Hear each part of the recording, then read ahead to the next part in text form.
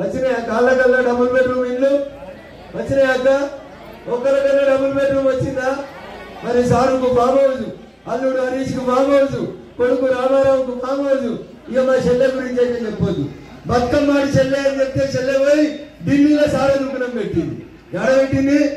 కాళ్ళకల్లా పెడితే నత్తి మళ్ళీ చూకోలేని కేసీఆర్కు తెలుస్తుందని ఢిల్లీలో సార దుకాణం పెట్టి 100 కోట్లు తీసుకుంది బెదిరించి ఎవరి దగ్గర మందు గోళీలు తయారు చేసే కంపెనీ అయిన శరత్ చంద్రారెడ్డిని బెదిరించి 100 కోట్లు ఎత్తుకపోయి ఢిల్లీలో సార దుకాణం పెట్టింది అవ్వ తెలంగాణలో ఆడబిడ్డలు సార దుకాణం చేస్తారా సార చేస్తారా